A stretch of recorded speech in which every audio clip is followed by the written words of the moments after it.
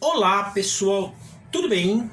Nós vamos falar um pouquinho hoje, pessoal, sobre o papel do Estado na nossa sociedade, né?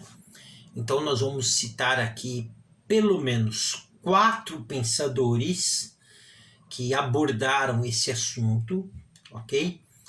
E são pensamentos diferentes a respeito dele, né? Então eu tenho trabalhado bastante isso com perspectivas diferentes a respeito de um determinado assunto. E é interessante, né, nós notarmos e fugirmos simplesmente do conceito de que esse está certo ou aquele está errado. Seria interessante nós observarmos características dos 4 pensamentos. E a ideia seria nós entendermos esses pensamentos como pensamentos complementares e não necessariamente antagônicos, conflitantes, né? Para começar a falar do Estado, seria interessante aqui, né, ter um auxílio aqui da disciplina de História. A primeira vez que nós vamos ver a formação do Estado, né, dessa instituição, na história nós vamos ver isto ali no Egito, ok? O Egito dependia muito das águas do rio Nilo para sobreviver. Do rio Nilo eles pegavam tanto a água, né, para, no caso, beberem, quanto a água para as lavouras, né, quanto também retiravam da água alimentos aquáticos, peixes, né? E também da água do Nilo, né? Tem uma questão bastante interessante que eles vão retirar uma planta chamada papiro, que essas folhas serão trabalhadas e irão dar origem ao papel, né? Então a palavra papel é um derivado de papiro, que era uma planta que dava no rio Nilo, né? Às margens do rio Nilo. Então o Egito dependia muito do rio Nilo. E como cresceu muito a população às margens do rio Nilo ali no Egito, houve um momento em que tornou-se necessário a realização de obras públicas para levar essas águas para localidades mais distantes, né? Uma vez que a população foi aumentando. Então eles necessitavam de obras, grandes obras públicas, né, para levar essas águas cada vez mais distantes devido à necessidade do povo, porque o povo foi aumentando, né? Então, esta água eram feitos canais de irrigação, eram feitos diques, né? Que eram aqueles reservatórios de água, barragens de água, né? Aquilo que é muito conhecido no Nordeste como açude, né? Então era necessário muitas obras para levar esta água mais longe para manter a água também quando chovesse, desse as cheias, né, para manter essas águas ali num lugar interessante. Então era necessário uma quantidade muito grande de mão de obra para fazer essas obras públicas. Num primeiro momento, eles dividiam e a população toda fazia essas obras num período do dia, né? Então, vamos supor, no período da manhã eles trabalhariam no seu próprio trabalho, né, na agricultura. No período da tarde eles reservariam para trabalhar nessas obras públicas.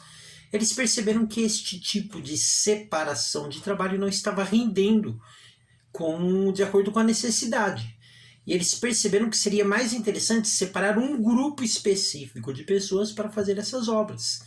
Essas pessoas iriam fazer estas obras durante todo sua jornada diária, né? E de que forma que essas pessoas seriam sustentadas?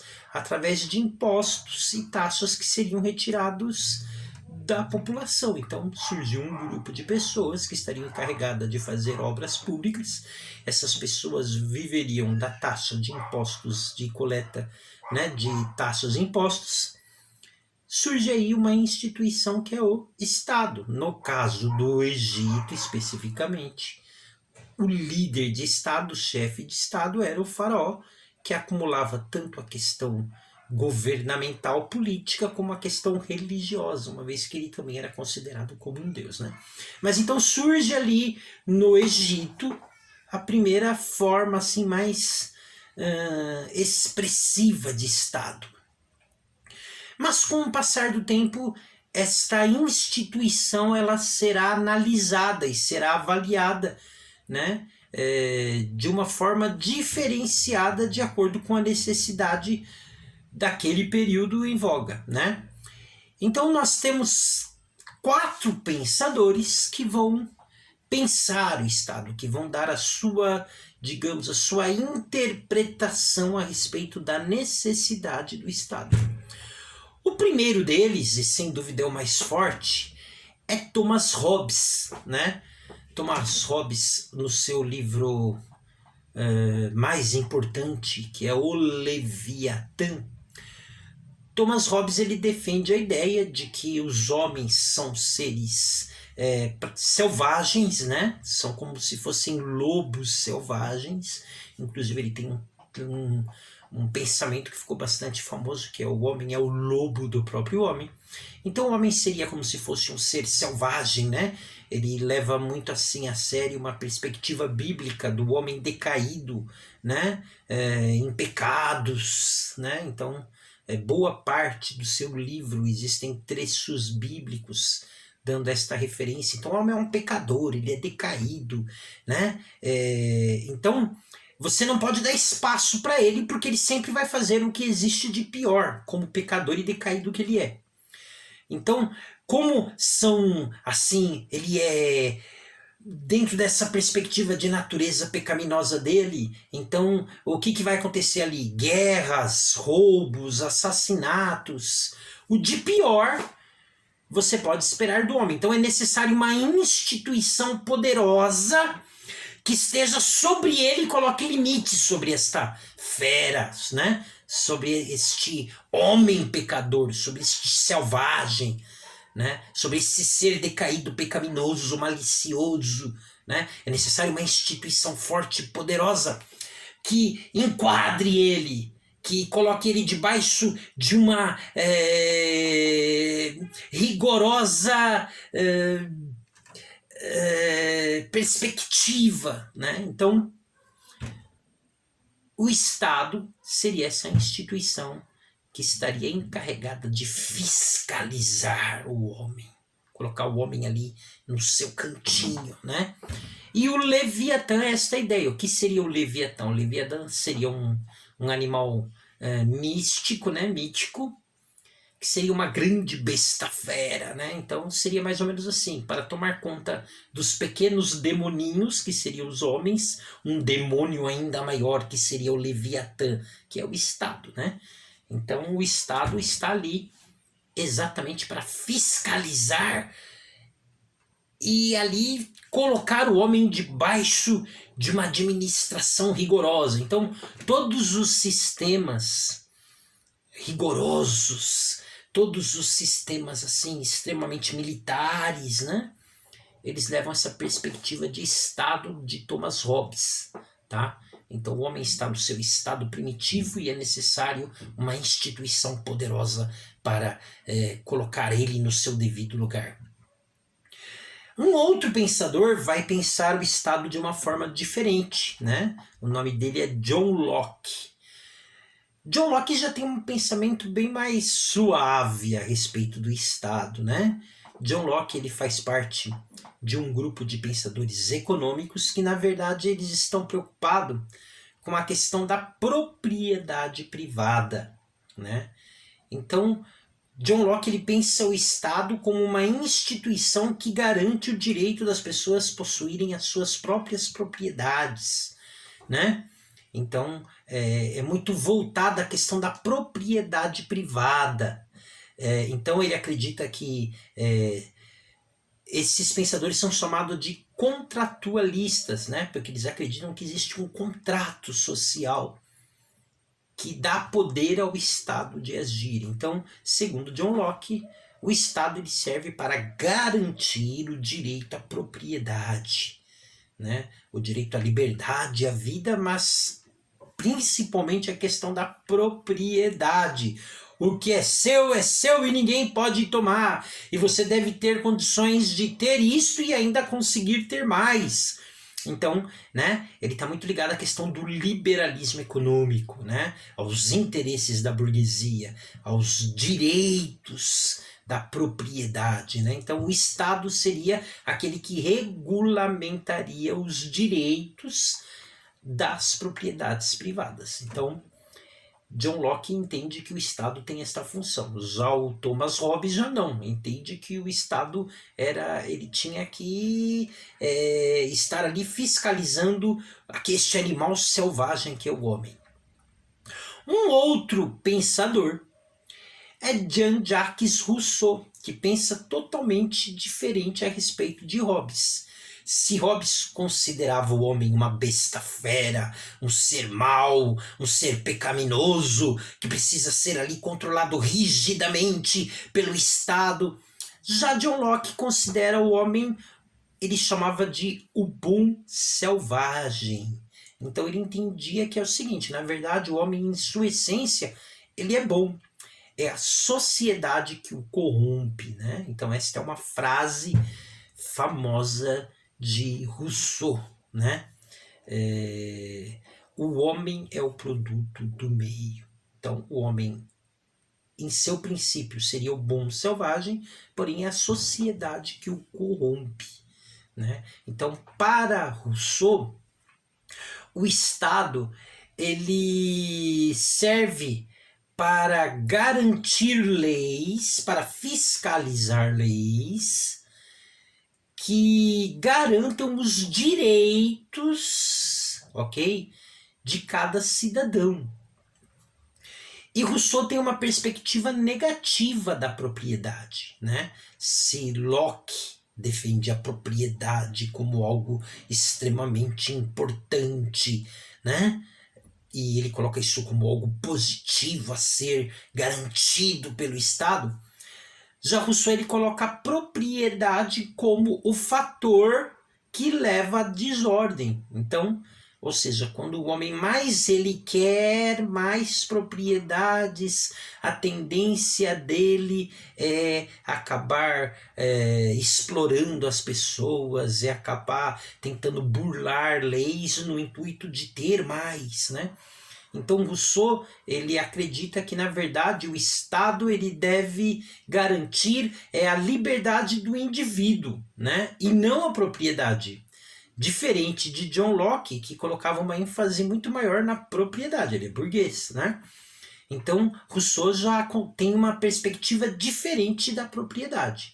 O que para Locke era positivo, a liberdade de ter mais, o direito de ter mais, para Rousseau isso é algo negativo, né? Ele diz assim, olha, quanto mais o homem querer, mais propriedades, a tendência é ele explorar mais, é ele produzir mais desgraças, mais infelicidades. Então, Rousseau ele olha muito para o direito do homem, né? Inclusive ele diz assim que um dos direitos do homem é ter acesso às riquezas da nação. Isso é direito de todos e não de alguns, né? Então Rousseau já tem um pensamento que, digamos assim, está bem próximo das teorias sociais ali, que vão surgir mais um pouquinho mais para frente, né? Nós podemos dizer que pensadores sociais como Karl Marx, que é o próximo que eu vou dizer, como outros que defendiam teorias socialistas, né? Eles estão começando a beber na fonte de Rousseau, que entendia que as riquezas eram direito de todos e não de alguns. E o quarto pensador é exatamente Karl Marx. E Karl Marx, embora eu disse para vocês que ele tem uma certa influência de Rousseau no aspecto da questão da propriedade, mas no que se refere ao Estado, já Karl Marx tem um pensamento bem mais, digamos assim, diferente, bem mais avançado para a época. para Karl Marx, o Estado ele não tem nada de positivo, né? O Estado, nessa perspectiva de contrato social, né, ele é simplesmente a forma utilizada para dominação dos mais pobres, né? Então, o que o Estado faz? O Estado ele legitima o interesse de uma sociedade dominadora, para Karl Marx, né? Então, para ele não há consenso, não existe acordo, né? Há conflito de classes entre os explorados e os exploradores. E o Estado sujeita, né? É uma forma das classes superiores sujeitar os mais fracos, colocando eles debaixo de leis que são de acordo aos seus interesses, tá? Eles chamam isso de ideologia jurídica, né? Então o Estado ele serve apenas para manter as diferenças na perspectiva de Karl Marx, né? É a dominação da burguesia sobre o proletariado. Então o Estado ele serve para legitimar isto. Então, enquanto Hobbes, Locke e Rousseau têm uma perspectiva, digamos assim, consideram o Estado algo bom, só que por motivos diferentes, né? Para Hobbes ele é bom porque é ele que vai, digamos assim, colocar o homem debaixo de uma pressão, né? Uma vez que o homem é um pecador maldoso, um animal selvagem, então o Estado vai colocar ele debaixo de suas presas, né? Então para Hobbes o Estado tem essa questão de fiscalização, de dominação, porque o homem não pode deixar, você não pode deixar ele, digamos assim, livre, porque ele vai fazer o que não deve. Já John Locke considerava o Estado importante para manter a questão do direito da propriedade, né? Para manter e incentivar a propriedade privada. Já Rousseau considera o Estado importante no sentido de garantir os direitos, né? A questão da democracia, da representatividade, né? Mas para Rousseau, um dos direitos é o acesso às riquezas que um determinado país possui, tá? Então, ele não está tão ligado para a questão privada, não. Ele acha que a propriedade do Estado, as riquezas da nação, deve ser algo que deve ser distribuído para todos, e não direito de somente alguns, como defendia Locke. E vem o Karl Marx que vai dizer o seguinte, ó, o Estado, na verdade, é algo tremendamente ruim, né? Tanto que muitos vão dizer assim, ué, mas como Karl Marx considera o Estado ruim se as teorias socialistas defendem um Estado forte? Mas não se esqueça que o pensamento final é o comunismo. E dentro de uma perspectiva de comunismo, não existe Estado, né? O socialismo é um período transitório para o comunismo, né? Então, no socialismo, tudo pertence ao Estado, que divide para todas. No comunismo, que seria, digamos assim, um estágio superior, o Estado deixa de existir e tudo é de todos, né? Então, na perspectiva máxima do pensamento marxista, o Estado é algo ruim que deveria ser dissolvido, né? Que ele só seria útil na perspectiva de dividir o que é de todos, mas após dividir o que é de todos, ele também deveria deixar de existir, tá? Então eu falei sobre 4 pensadores, Hobbes, Locke, Rousseau e Karl Marx, e as diferentes perspectivas que eles possuem a respeito do Estado. Valeu, galera! Tem atividade lá para vocês fazerem! Até mais! Fui!